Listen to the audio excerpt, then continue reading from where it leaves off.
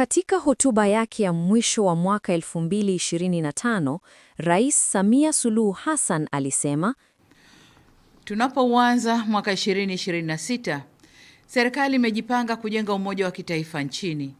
Hatua za kuunda tume ya maridhiano zimeanza kuchukuliwa. Serikali itashirikiana na wadau wote katika kukubaliana kuhusu muundo wa tume, aina ya wajumbe, majukumu yao na muda wa kazi wa tume hiyo.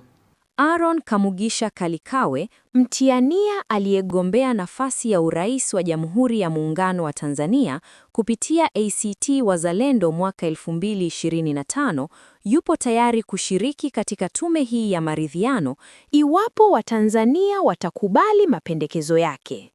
Kalikawe anatambua kuwa katika maridhiano, pande zote zinapaswa kukubaliana na kuridhika na makubaliano.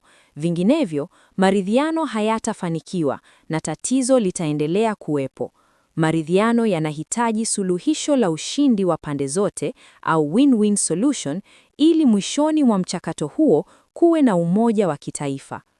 Suluhu ya Aaron Kamugisha Kalikawe kuhusu mauaji ya siku ya uchaguzi mkuu, ili jambo hili lisijirudie tena, ni Watanzania kulipwa gawio la mfalme na serikali za Tanzania, shilingi milioni 8.1 kwa mwezi kwa kila Mtanzania, awe mtoto, mlemavu, mtu mzima au mzee. Hii itatokana na: 1, asilimia 25 ya kipato cha TRA kutoka serikali ya Tanzania, na 2, asilimia 50 ya faida ya miji binafsi kutoka serikali binafsi za Tanzania. Serikali binafsi ni kampuni za ushirikiano wa 50 kwa 50 kati ya kampuni kubwa za kimataifa na raia wote wa Tanzania. Mfano wa muundo huu ni Twiga Minerals, kampuni ya ushirikiano kati ya Barrick Gold na serikali ya Tanzania. Kampuni za kimataifa zitakazoendesha miji binafsi kibiashara zitakuwa zile zenye mapato ya mwaka yanayozidi mapato ya serikali ya Tanzania. Duniani kuna takriban makampuni 934 yenye mapato ya mwaka yanayozidi mapato ya TRA na makampuni 96 ambayo faida yao pekee kwa mwaka inazidi mapato ya TRA. Mwananchi, wewe ndiye mfalme wa jamhuri yetu. Mwananchi mfalme hastahili kuwa maskini. Maendeleo yanapaswa kumnufaisha kila Mtanzania kiusawa. Watanzania walipwe gawio la mfalme kiusawa ili kusiwe na raia maskini hata mmoja. Kupitia miji binafsi, miundombinu ijengwe Tanzania nzima kiusawa bila kuonea mkoa wowote. Watanzania ndio wafalme wa jamhuri yetu. Lazima walipwe gawio la mfalme kwa ajili ya matumizi ya urithi wao, mali yao, yaani taifa la Tanzania. Tanzania ni kama kampuni inayomilikiwa na Watanzania. Viongozi wa kampuni lazima walipe wamiliki. Kama kampuni binafsi zinaweza kutenga asilimia ya kipato kulipa wamiliki wa kampuni, kwa nini serikali ya Tanzania ishindwe? Kwa gawio la asilimia 25 ya kipato cha TRA, kila Mtanzania atalipwa shilingi 9,000 kwa mwezi. Kwa gawio la asilimia 50 ya faida ya serikali za miji binafsi, makadirio yatafanana na malipo ya serikali ya Tanzania. Kila serikali binafsi italipa kila Mtanzania shilingi 9,000 kwa mwezi. Kutakuwa na nafasi 900 za miji binafsi, kila mmoja ukiwa na ukubwa wa nchi ya Singapore, lakini uhuru unaolingana na miji ya Hong Kong au Macau nchini China. Serikali binafsi 900 zikichanga shilingi 9,000 kwa mwezi, kila Mtanzania atalipwa shilingi milioni 8.1 kwa mwezi kwa kila mtoto, mlemavu, mtu mzima na kila mzee. Serikali ya Tanzania haina uwezo wa kifedha kufanya maendeleo yote yanayohitajika taifa zima. Suluhu ni kugawanya majukumu ya maendeleo kati ya serikali 900 za miji binafsi. Kila mji binafsi utakuwa na ukubwa wa nchi ya Singapore na utapokea takriban Watanzania 79,000 kama raia wake, watakaopewa huduma za kijamii kama elimu, afya, makazi, ajira kwenye serikali zao binafsi na huduma nyingine. Singapore ina idadi ya watu milioni 6, kugawa kwa usawa wa Tanzania 79,000 kwa kila mji binafsi kutahakikisha kuwa huduma bora za kijamii zinapatikana ndani ya uwezo wa kila mji binafsi. Uchumi wa Singapore unaizidi uchumi wa Tanzania kwa karibu mara 7. Nchi hii tunayoiangalia sana tunaitumia kama kipimo cha utendaji kazi wa serikali, benchmark, kwa sababu Singapore ilipata uhuru kutoka ukoloni wakati unaokaribia na Tanzania, na iliwahi kuwa nchi maskini kama Tanzania. Hata hivyo, baada ya miaka 30, Singapore iliweza kuwa nchi tajiri. Sisi, baada ya miaka 64 ya uhuru, bado ni nchi ya kipato cha kati cha kiwango cha chini. Lengo la kuanzisha miji binafsi 900 yenye ukubwa wa Singapore ni kutengeneza mazingira ya kiuchumi yanayofanana na ya Singapore ili tujenge taifa lenye nguvu ya kiuchumi inayolingana na Singapore 900. Ardhi ya kujenga Singapore 900 tunayo, na utaalamu wa kuendesha uchumi wa Singapore 900 utapatikana kutoka kampuni za kimataifa. Tunachokosa ni idadi ya watu inayolingana na Singapore kwa kila mji binafsi. Watanzania hatutoshi kujaza nafasi zote. Hivyo italazimu kukubali, kama Dubai ilivyokubali, kwamba wananchi pekee hawatoshi kujaza nafasi zote za kazi, na itabidi tuwaalike watu kutoka nchi za nje waje kutusaidia kujaza nafasi za kazi na kuchangie kipato cha miji binafsi ili kukuza gawio la mfalme kwa raia wa Tanzania. Kwa mfano, 80% ya wakazi wa Dubai ni watu kutoka nchi za nje. Miji binafsi itakuwa na uhuru wa kiutawala unaolingana na Hong Kong au Macau nchini China. Hii ndiyo sababu ya kualika kampuni za kimataifa kufungua kampuni za ushirikiano kati yao na raia wote wa Tanzania. Kampuni hizi zitajenga na kuendesha kibiashara miji binafsi ya Tanzania iliyojengwa kwa mstari, yaani linear cities. Faida yao ya ushindi itakayowasaidia kushinda mataifa mengine kiuchumi ni uhuru wa kuajiri viongozi wa serikali kutoka duniani kote, si wa Tanzania pekee. Kila mstari wa mji binafsi uliochonwa kwenye ramani unawakilisha miji binafsi 90 yenye upana wa kilomita 1 na urefu wa kilomita 600 hadi 1000. Ili kuhakikisha miundombinu inajengwa kiusawa taifa zima, kila serikali binafsi italazimika kujenga miundombinu ifuatayo: 1. Reli ya mwendokasi kuanzia Bahari ya Hindi hadi magharibi mwa Tanzania kule Ziwa Nyasa na Ziwa Tanganyika. Kila serikali binafsi itajenga reli ya kilomita 600 hadi 1000. 2. Bandari mwanzo na mwisho wa reli. Miji isiyo ya pwani itatumia bandari za miji jirani. 3. Maji safi ya bomba kuanzia mwanzo hadi mwisho wa mji. 4. Umeme kuanzia mwanzo hadi mwisho wa mji. 5. Internet ya kasi, yaani fiber optic, kuanzia mwanzo hadi mwisho wa mji. Kwa njia hii, maendeleo yatanufaisha kila Mtanzania kiusawa. 1. Gawio la mfalme litalipwa kwa kila Mtanzania kiusawa. 2. Miundombinu itajengwa kiusawa taifa zima. 3. Fursa za ajira na masoko zitapatikana kiusawa taifa zima. Mwisho, wito ni maridhiano ya taifa, yaani compromise. Chama tawala kinapenda kuiga China, basi iigwe falsafa ya taifa moja, mifumo miwili ya utawala. Vijana wa Gen Z na raia wasioridhika na uongozi wa chama tawala wapewe nafasi kuishi chini ya utawala mtofauti ndani ya taifa lao wenyewe. Maridhiano ya Aaron Kalikawe. Suluhisho la ushindi wa pande zote. Win-win solution. Maridhiano anayoyapendekeza Aaron Kamugisha Kalikawe yanajulikana kama suluhisho la ushindi wa pande zote, win-win solution. Kwa mjibu wa mtazamo huu, chanzo kikuu cha migogoro ya kisiasa ni mfumo wa ukiritimba wa demokrasia, yaani mfumo wa taifa lenye serikali moja inayotawala nchi nzima. Katika mfumo huu, chama tawala kikishindwa uchaguzi, viongozi wake wengi hupoteza kazi zao, mishahara na heshima. Haishii hapo. Chama kipya tawala kinaweza kuwafikisha viongozi hao mahakamani na hatimaye wakafungwa gerezani. Hali hii ndiyo chanzo kikuu cha migogoro ya kisiasa, kwani viongozi wa chama tawala hawataki kufukuzwa kazi, wanategemea mishahara mikubwa ambayo ni vigumu kuipata nje ya serikali, na wana hofu ya uwezekano wa kufungwa gerezani. Demokrasia ya aina hii ni mfumo wa mashindano unaozalisha migogoro mikubwa hadi kufikia hatua ya watu kuuana. Sababu ni kwamba yule anayehofia kupoteza madaraka ndiye mwenye mamlaka juu ya vyombo vya dola, polisi na jeshi. Silaha za vyombo hivi vya umma zinaweza kutumiwa kuhakikisha aliye madarakani hatoki.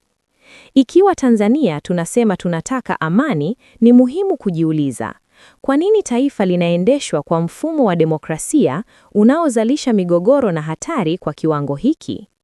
Wakati huo huo, kuna mfumo mwingine wa ushindani wa kistaarabu ambao tunautumia kila siku katika masoko ya biashara. Mfumo huu unaitwa ubepari. Kwa nini tutumie demokrasia ya hatari wakati ubepari wa kistaarabu upo? Katika mashindano ya ubepari, mpinzani mpya anapoingia sokoni, haimaanishi kwamba viongozi wa biashara zilizokuwepo awali wafukuzwe kazi au wafungwe gerezani. Badala yake, mfanyabiashara mpya hupangisha fremu au eneo karibu na mfanyabiashara wa zamani. Mfanyabiashara wa zamani hafukuzwi kazi wala hana ugomvi na mpinzani wake. Mara nyingi, wapinzani hao huwa marafiki. Ukienda sokoni au kwenye vituo vya bodaboda, utakutana na wafanyabiashara wengi wanaouza bidhaa au huduma zinazofanana. Mara nyingi utawakuta wakicheka na kuzungumza kwa urafiki. Huwa ndio ustaarabu wa mashindano ya ubepari. Katika ubepari, mpinzani wako akifanikiwa, haimaanishi wewe ushindwe. Nyote mnaweza kufanikiwa kwa pamoja. Zaidi ya hapo, biashara zinazokaa karibu huvutia wateja wengi zaidi kuliko biashara zilizojitenga.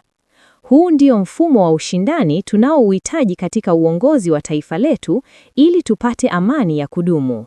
Ni wakati wa kuachana na mashindano ya demokrasia yanayotugombanisha hadi kufikia umwagaji damu. Pendekezo la kimuundo la uongozi wa taifa. Aaron Kalikawe anapendekeza tutumie mashindano ya ubepari kuongoza taifa letu ili kupata mafanikio makubwa kwa Watanzania wote bila kuwafukuza kazi viongozi wa chama tawala. Njia ya kufanikisha hili ni kuongeza idadi ya serikali nchini Tanzania kwa kuruhusu kampuni binafsi za kimataifa kujenga na kuendesha miji binafsi katika ardhi kubwa ya Tanzania ambayo kwa sasa haijatumiwa. Katika mfumo huu, chama tawala kitaendelea kutawala miji ya serikali ya CCM. Kampuni binafsi zitajenga na kutawala miji mipya binafsi. Chama tawala kichukuliwe kama mojawapo ya kampuni za kimataifa zilizojenga miji nchini. Kwa njia hii, viongozi wa chama tawala wanashinda. Hawana hofu ya kufukuzwa kazi wala kufungwa gerezani. Migogoro ya uchaguzi itapungua au kujifuta yenyewe, na uhalifu pamoja na mauaji ya siku ya uchaguzi mkuu hayatatokea tena.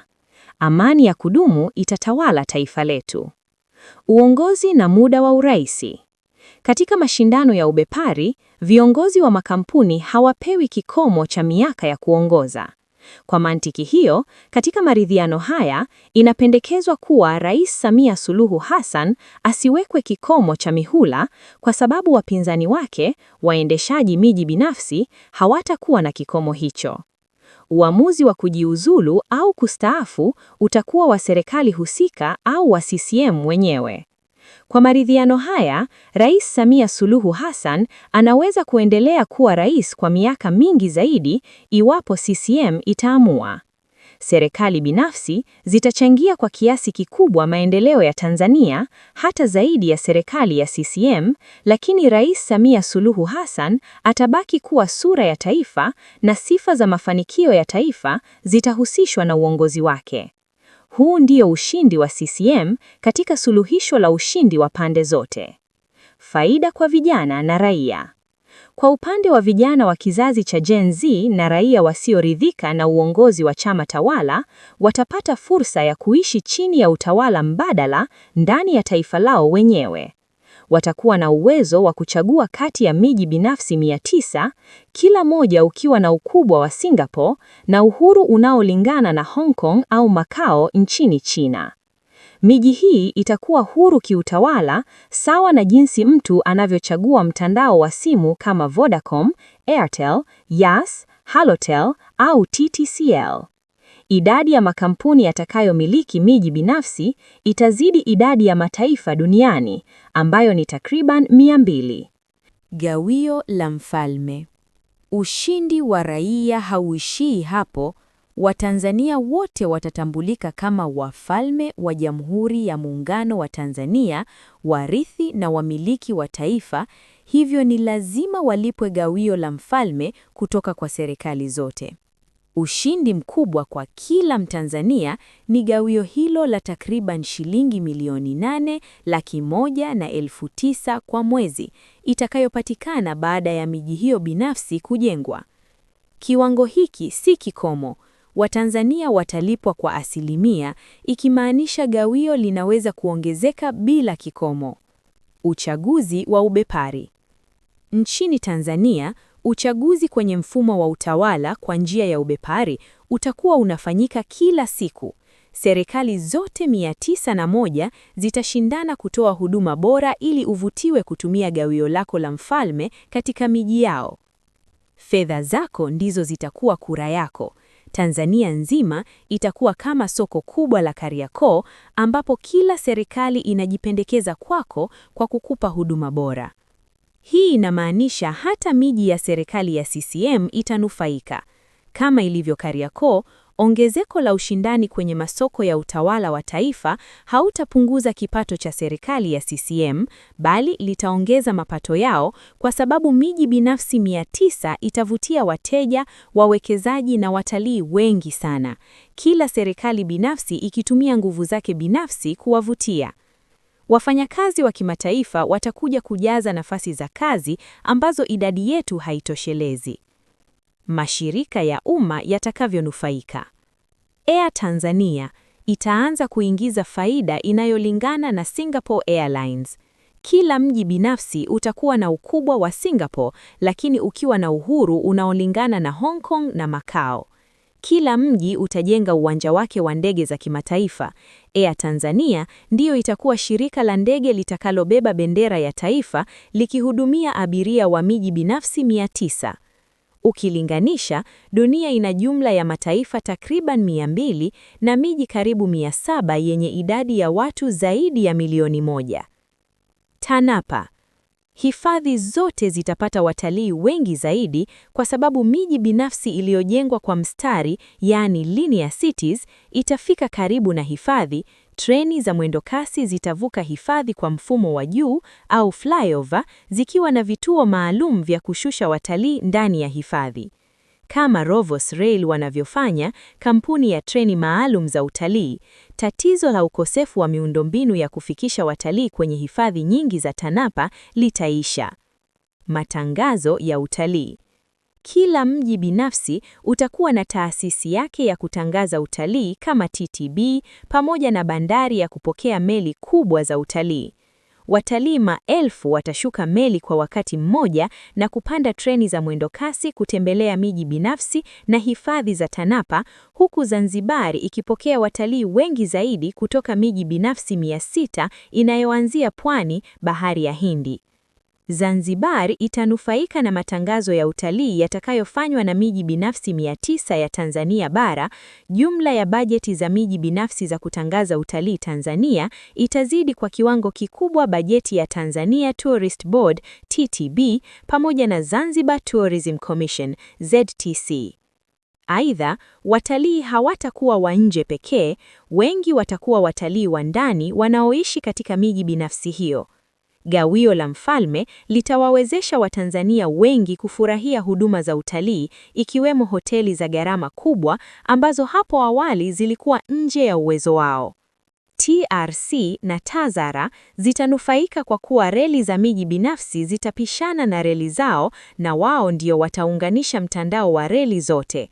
Kwa sababu miji binafsi itakuwa na upana wa kilomita 1 na urefu wa kilomita 600 hadi kilomita 1000, treni ndiyo itakuwa usafiri mkuu wa miji binafsi. Ukihitaji kusafiri binafsi au kusafirisha mizigo kutoka mji binafsi mmoja kwenda mwingine, utatumia reli za TRC au TAZARA. Mizigo, abiria na faida zitaongezeka. TANESCO itanufaika kwa kuuza umeme kwa miji mingi binafsi. TTCL itanufaika kwa kuunganisha miji binafsi kwenye mkongo wa taifa wa mawasiliano, National ICT Broadband Backbone. Ulinzi na usalama. Mwisho, Jeshi la Ulinzi la Wananchi wa Tanzania JWTZ litabaki na jukumu lake kuu. Miji binafsi itakuwa na uhuru kama wa Hong Kong au Macau nchini China, uhuru kamili isipokuwa kwenye masuala ya jeshi na uhusiano wa kigeni. Miji hii italazimika kuchangia gharama za ulinzi kulingana na thamani ya mali inayolindwa. Hitimisho. Serikali ya CCM itatajirika sana kwa kuruhusu ushindani wa ubepari kwenye masoko ya utawala wa taifa, na wananchi pia watatajirika kupitia gawio la mfalme na fursa za ajira. Hii ndiyo maana halisi ya maridhiano ya ushindi wa pande zote, win-win solution. Aaron Kamugisha Kalikawe, mtiania aliyegombea nafasi ya urais wa Jamhuri ya Muungano wa Tanzania mwaka 2025, anatambua kuwa maridhiano haya yanamaanisha yeye hatashiriki tena uchaguzi kama mwanasiasa wa upinzani, lakini kama wanachama wa ACT Wazalendo tusemavyo, taifa kwanza, leo na kesho, taifa la wote, maslahi ya wote. Hii ndiyo maana ya uzalendo.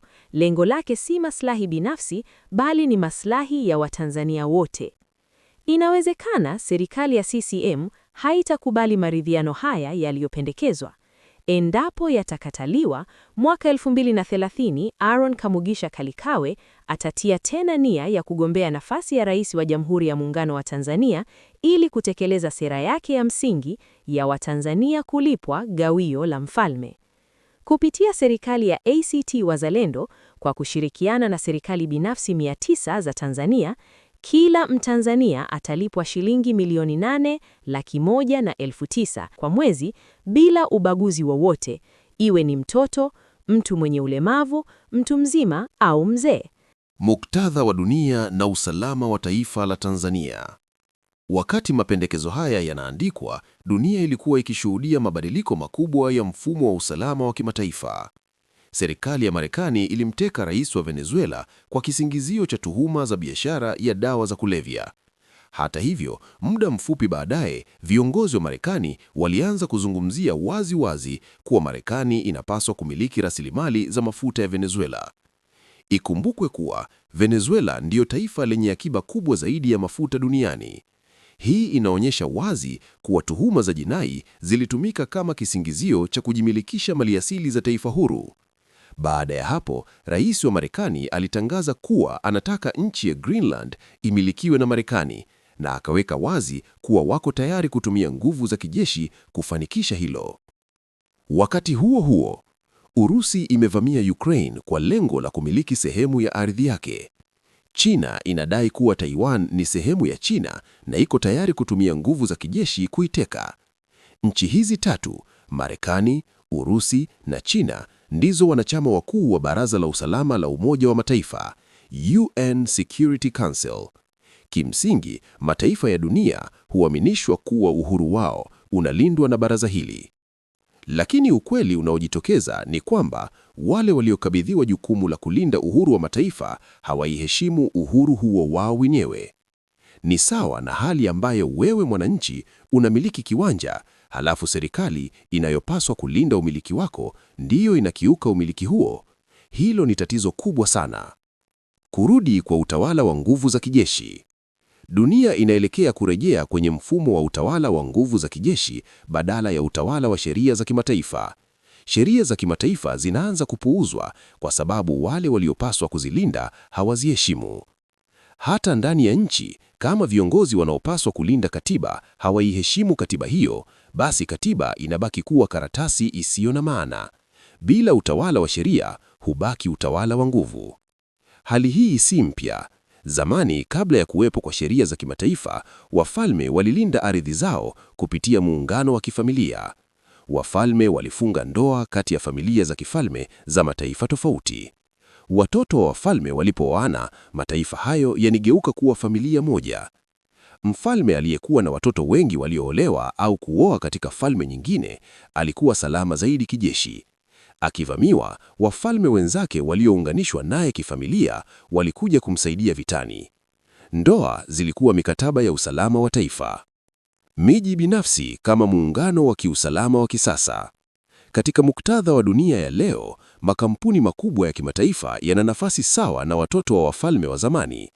Makampuni haya yanapotengeneza ubia wa kibiashara na raia wote wa Tanzania kwa ajili ya kujenga miji binafsi, ni sawa na kufunga ndoa ya kiusalama kati ya Tanzania na mataifa hayo. Kwa kugawana faida kwa uwiano wa 50% kwa 50%, makampuni haya yatakuwa yamefunga ushirikiano wa kudumu na Watanzania. Kupitia miji binafsi 900, Tanzania itajenga mtandao wa mahusiano ya kifamilia ya kiuchumi na mataifa yenye nguvu kubwa za kijeshi. Hii itamaanisha taifa lolote litakalotaka kuanzisha vita dhidi ya Tanzania litakumbana na ugumu mkubwa. Makampuni makubwa ya masoko ya hisa yatawekeza kwa kiwango kikubwa sana nchini Tanzania.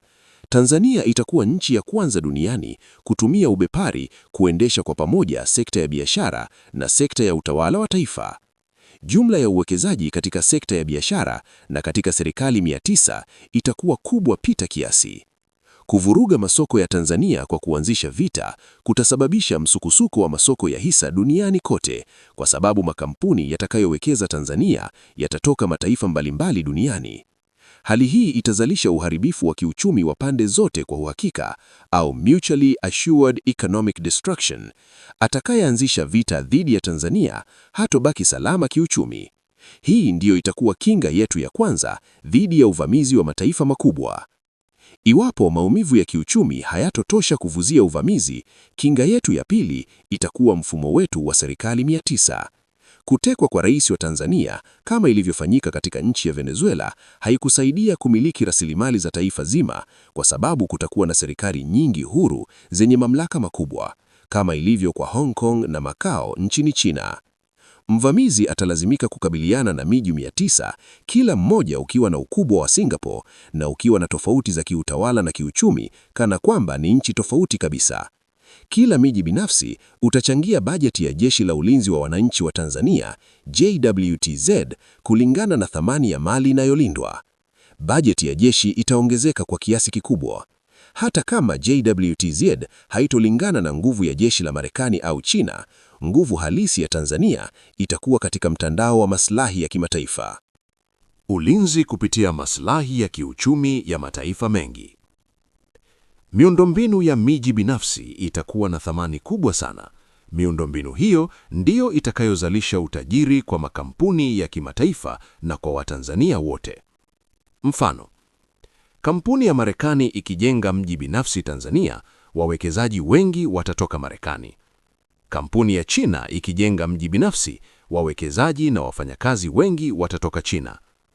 Nafasi za kazi ambazo Watanzania hawatoshi kuzijaza zitajazwa na raia wa mataifa husika. Hivyo basi, uharibifu wa kiuchumi wa pande zote kupitia masoko ya hisa ukishindwa kumzuia mvamizi na mfumo wetu wa serikali nyingi ukishindwa kumzuia mvamizi, kinga yetu ya tatu itakuwa ndoa za mikataba ya usalama wa taifa. Taifa lolote litakalotaka kuanzisha vita na Tanzania halitakuwa linahatarisha uchumi wa Tanzania pekee, bali uchumi wa mataifa mengi yaliyowekeza hapa, pamoja na maisha ya raia wao wanaoishi na kufanya kazi Tanzania. Kwa sababu hiyo, mataifa mengi yatakuwa tayari kijeshi kulinda mipaka ya Tanzania, kulinda rasilimali zake na kulinda miundombinu ya miji binafsi, kwa sababu tayari yatakuwa yamefungwa na Tanzania kupitia maslahi ya makampuni yao. Hitimisho la kiusalama. Uhuru na usalama wa Tanzania hautategemea tena ahadi za sheria za kimataifa, bali utategemea nguvu ya Tanzania katika masoko ya hisa, nguvu ya kijeshi kutokana na kuwa na serikali nyingi zinazochangia jeshi, pamoja na maslahi ya kiuchumi ya mataifa mengi yaliyounganishwa na Tanzania kwa uwekezaji na biashara. Kuanzisha vita dhidi ya Tanzania kutakuwa sawa na kuanzisha vita ya kimataifa, na hali hiyo itakuwa imejengwa kimakusudi kupitia sera ya miji binafsi na ushirikiano wa kimataifa. Huu ndio msingi wa usalama wa kisasa. Amani inalindwa si kwa maneno, bali kwa maslahi ya pamoja. Kwa bahati nzuri, Tanzania tayari tuna uzoefu wa kuwa na zaidi ya serikali moja. Zanzibar ni mfano unaokaribiana sana na Hong Kong na Macau zilivyo nchini China. Tofauti ni kwamba Hong Kong na Macau zina uhuru mpana zaidi kuliko Zanzibar kwa kuwa zina sheria tofauti, zinatumia sarafu tofauti, zina pasipoti na mifumo ya visa tofauti, na pia zina ofisi rasmi katika nchi za nje, kwa mfano Hong Kong Economic and Trade Offices. Kwa bahati nzuri zaidi, chini ya uongozi wa Rais wa Zanzibar na mwenyekiti wa Baraza la Mapinduzi, Mheshimiwa Dr. Hussein Ali Mwinyi, mwezi Novemba 2024, Serikali ya Mapinduzi ya Zanzibar iliruhusu ujenzi wa mji binafsi wa kwanza nchini Tanzania. Mji huu utaitwa Dunia Cyber City na utajengwa katika eneo la Fumba Peninsula, kusini mwa Stone Town. Mwekezaji ni kampuni ya Threefold na mji utaendeshwa na kampuni ya ubia inayoitwa Our World Zanzibar, ambayo ni ushirikiano kati ya Threefold na Serikali ya Mapinduzi ya Zanzibar kupitia Zanzibar ICT Infrastructure Agency ZICTIA, pia inayojulikana kama Zanzibar Communications Corporation. Threefold ni kampuni ya teknolojia ya hali ya juu inayobuni na kutumia teknolojia inayoitwa Decentralized Physical Infrastructure Network (DPIN). Kwa kawaida, serikali hujenga miundombinu kwa kutumia kodi za wananchi au mikopo kutoka Benki ya Dunia, IMF, benki za kibiashara au mataifa mengine. Changamoto ya mikopo ni kuwepo kwa kikomo cha kukopa kinachotegemea kipato cha serikali ili mkopeshaji ahakikishe kuwa mkopo na riba yake vitarudishwa. Kikomo hiki ndicho mara nyingi huzuia serikali kufanya maendeleo makubwa yanayohitajika. Ubunifu wa teknolojia ya DPIN ni kwamba miundombinu hujengwa kupitia michango ya wawekezaji wengi duniani kote, kuanzia makampuni makubwa hadi wananchi wa kawaida, akiwemo Mtanzania wa kawaida. Mfumo wa DPIN huhifadhi kumbukumbu sahihi za mchango wa kila mtu au kampuni. Wakazi wa mji binafsi wanapoanza kutumia miundombinu hiyo na kuilipia, wale wote waliotoa michango hulipwa kulingana na mchango wao. Hivyo basi, kikomo cha bajeti ya kujenga miundombinu hakitegemei tena kipato cha serikali, bali idadi ya watu na makampuni duniani kote yaliyo tayari kuwekeza katika mji binafsi ya Tanzania. Mfumo huu una faida kubwa kwa usalama wa taifa. Maandamano ya uhalifu au vita vinavyoharibu miundombinu ya Tanzania vitasababisha hasara kwa watu na makampuni mengi duniani kote, kwa sababu wengi wao watakuwa wanategemea miundombinu hiyo kifedha. Kila Mtanzania atakuwa anategemea miundombinu hiyo ili kupata gawio la mfalme, na wawekezaji wa kimataifa pia watakuwa na maslahi makubwa ndani ya Tanzania. Hivyo, kundi lolote litakalojaribu kuvuruga usalama wa taifa litapaswa kufahamu kwamba halitaumiza Watanzania pekee, bali litasababisha madhara ya kiuchumi kwa dunia nzima. Pendekezo la Aaron Kamugisha Kalikawe ni kwamba mji binafsi wa pili duniani, Dunia Cyber City, usirudie kosa lililotokea katika mji binafsi wa kwanza duniani, Prospera, ulioko Honduras.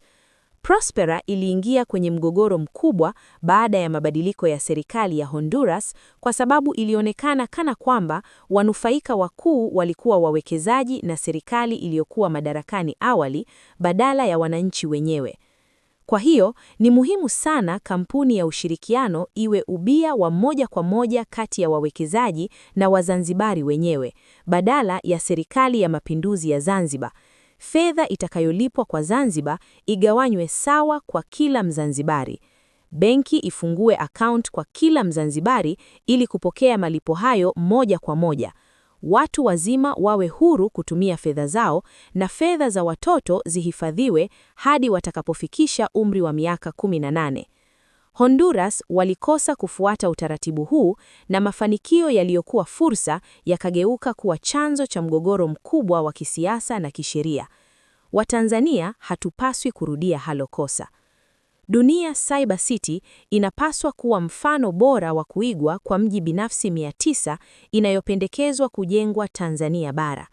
Wawekezaji wote wa mji binafsi wanapaswa kwenda Zanzibar kujifunza jinsi ya kuendesha mji binafsi kwa faida ya wananchi, kampuni iliyowekeza na wale wote waliotoa michango ya kujenga miundombinu ya Tanzania.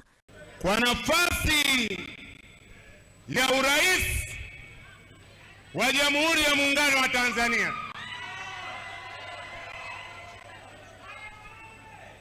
wako wawili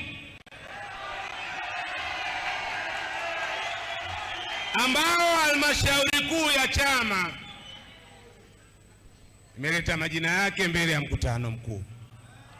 Wa kwanza ninamleta mbele yenu ndugu Aaron Kamugisha Kalikawe. Makofi kwa Kalikawe.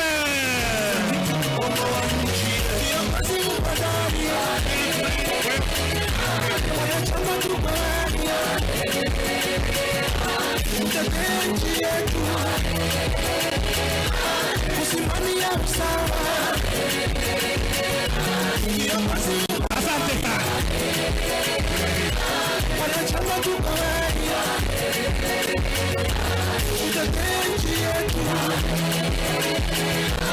Asante sana. Haturuhusiwi kupiga kampeni, lakini ile tafsiri ya kwamba ACT ni chama cha vijana inaonekana, au sio jamani? Sasa namleta wa pili kwa nafasi ya urais wa Jamhuri ya Muungano wa Tanzania, na huyo si mwingine ni ndugu Ruaga Johnson Santina.